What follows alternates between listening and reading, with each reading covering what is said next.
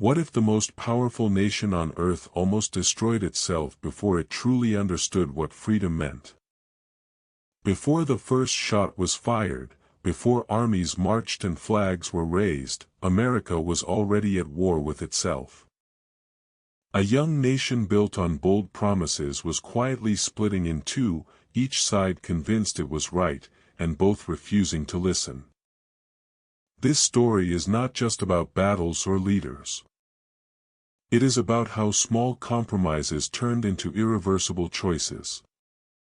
Stay with the True Archive until the end, and you'll uncover the hidden moments that explain how unity collapsed, and why it mattered more than anyone realized. America was still a young nation, barely standing on its own feet, when the cracks began to show. The country had declared big ideas about equality and freedom, but it never fully agreed on what those words actually meant. Some questions were left unanswered on purpose, hoping time would solve them. Instead, time made them heavier. Different regions began to grow in different ways, shaping different values, different fears, and different goals. What once felt like healthy debate slowly turned into quiet resentment. To understand how everything fell apart, we first need to understand the fragile foundation the nation was built on, and why those early choices mattered so much. As the years passed, the nation began to feel like two countries sharing one name.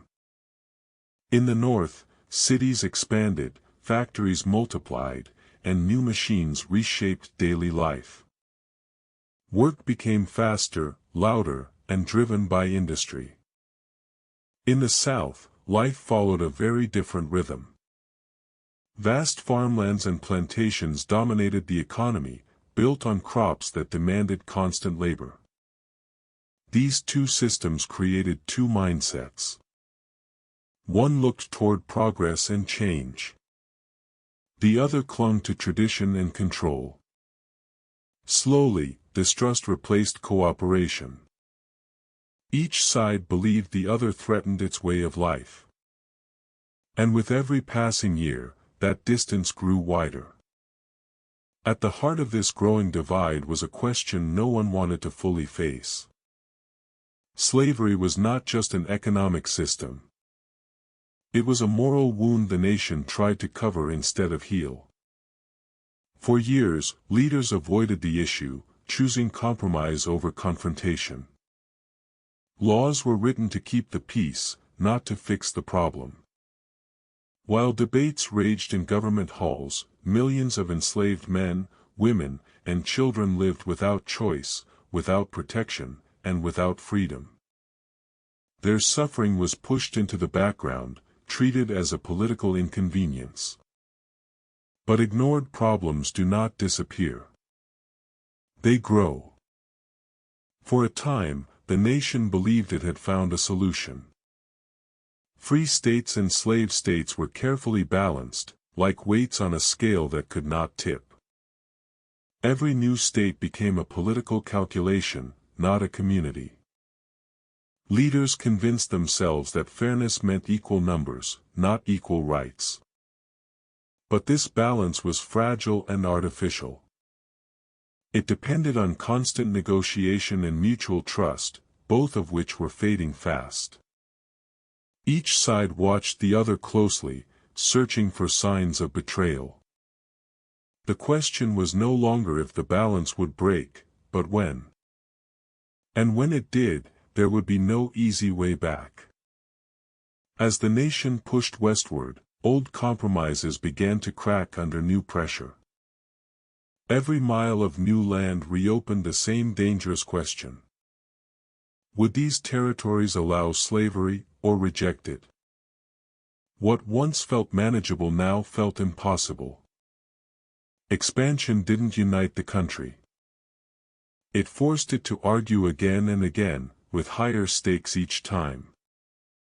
Politicians promised that each new agreement would be the last. It never was. Instead, every decision deepened suspicion and hardened attitudes. The country was growing larger, but its patience was shrinking. And with each new territory, the road toward conflict became harder to avoid. Eventually, words were no longer enough. What had once been debated in speeches and documents spilled into the streets and fields. In contested territories, people arrived not just to settle land, but to force outcomes. Neighbors became enemies. Votes were backed by threats. Politics turned physical. In this chaos, a radical abolitionist emerged, driven by absolute belief and deep anger. He saw violence as the only answer left. His actions shocked the nation and terrified the South. For the first time, Americans were not just arguing about slavery. They were killing each other over it. And there was no pretending anymore. As violence spread, ideas became weapons.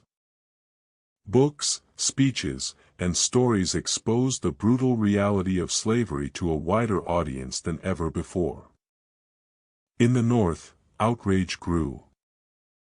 People who had once felt distant from the issue now felt morally involved.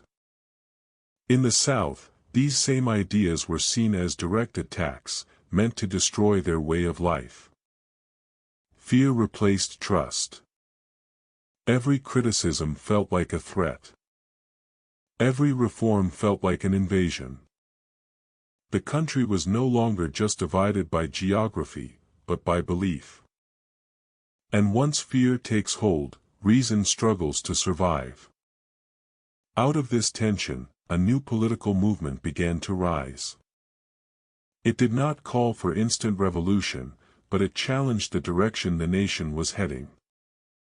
From within it emerged a quiet, determined leader from the Midwest, known more for his words than his power. He believed slavery was wrong, yet he also feared tearing the country apart. His goal was restraint, not destruction. To the North, he represented hope. To the South, he represented danger. Even before he held real power, his presence alone was enough to alarm half the nation. Then came a decision that shattered any remaining illusion of safety. A ruling from the highest court declared that people of African descent had no rights the nation was bound to respect. In the North, outrage erupted. Years of slow progress vanished in a single moment. In the South, the ruling felt like confirmation that their system was protected forever. Instead of calming tensions, it poisoned the ground beneath the country. Compromise now felt pointless. Trust collapsed completely. What had once been political disagreement hardened into moral defiance. From this moment on, the nation was no longer drifting toward conflict. It was marching straight into it. Not long after, one man decided waiting was no longer an option. He believed slavery would never end through laws or elections, only through force. With a small group of followers, he launched a reckless plan to ignite a massive uprising. The attempt was poorly executed and quickly crushed. He was captured, tried, and executed. In the North, many saw him as a tragic symbol of resistance. In the South, he became proof of their worst fears.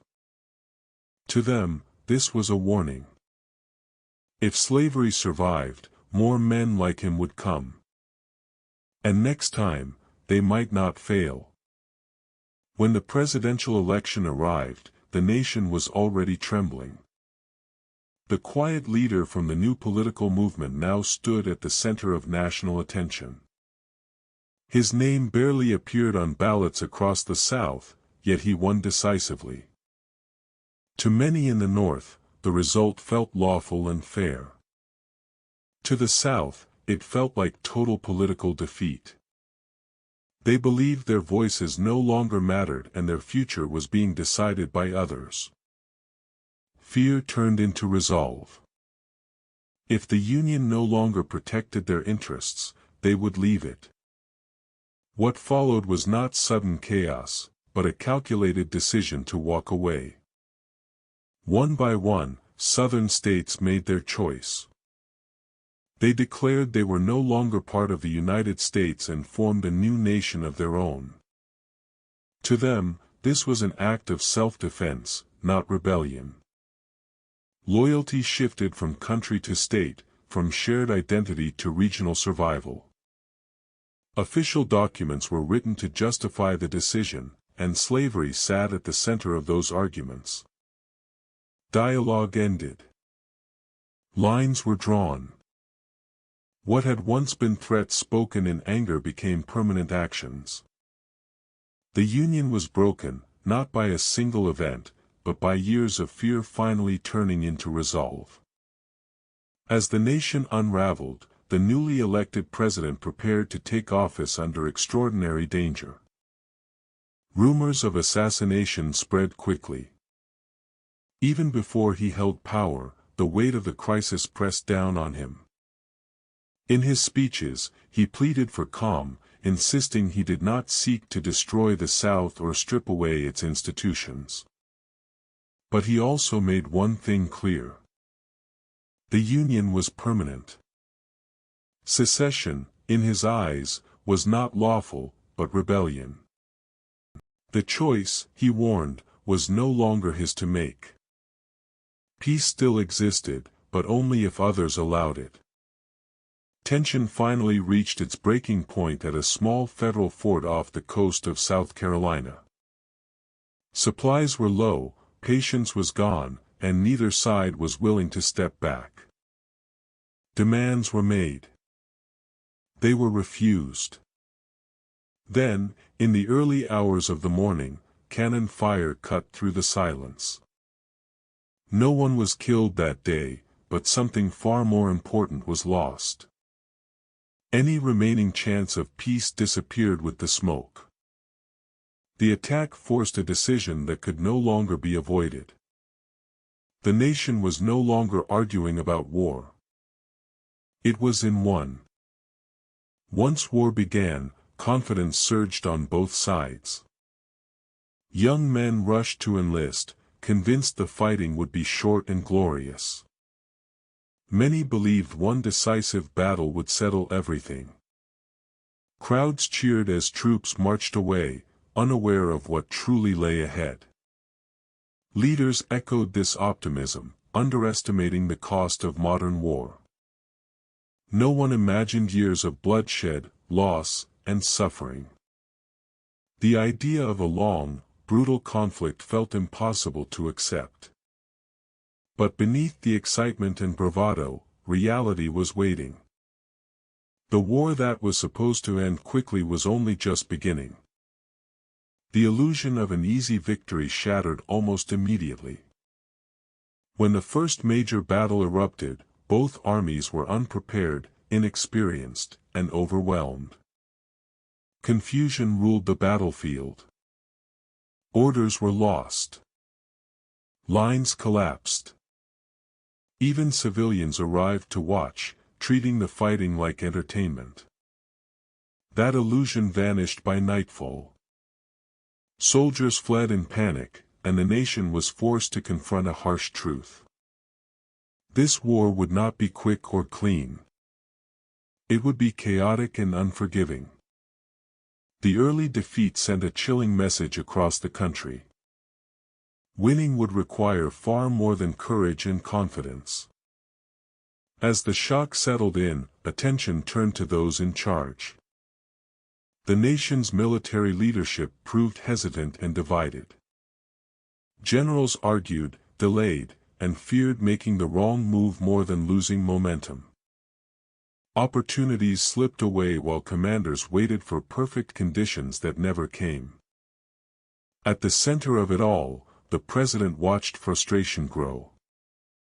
He had expected resistance from the enemy, not paralysis from his own side. Each delay cost lives and morale.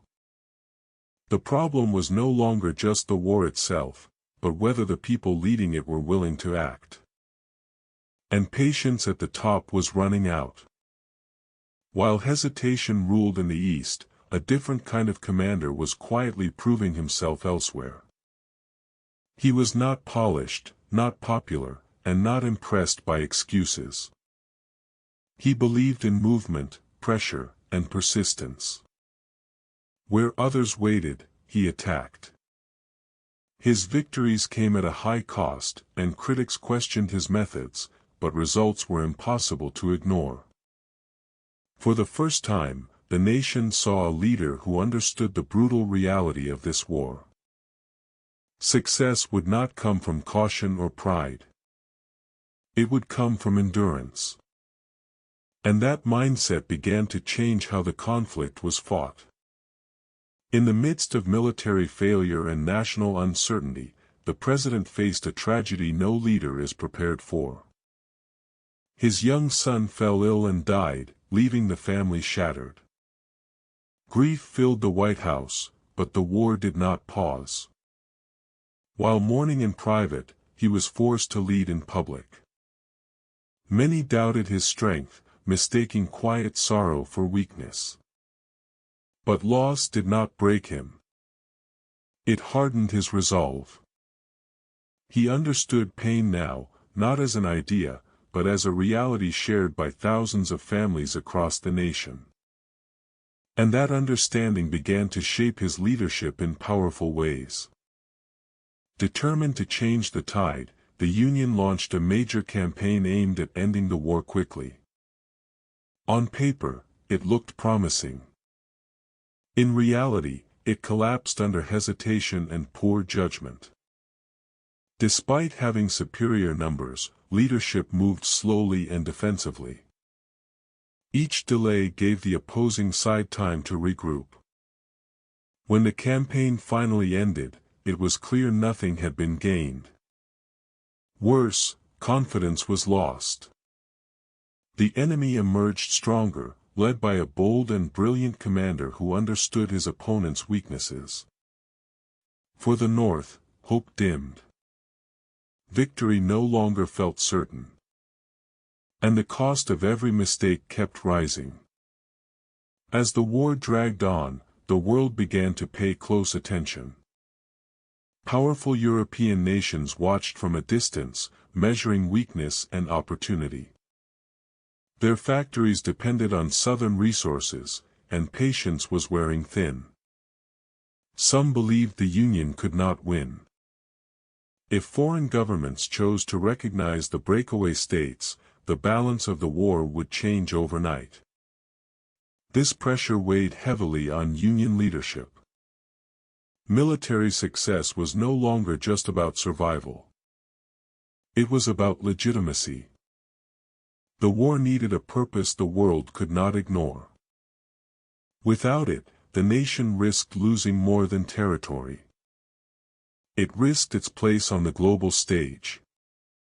Just when the nation needed it most, chance intervened. Lost enemy plans were discovered, revealing a rare opportunity. Union forces moved to confront the opposing army in a brutal clash that would change everything.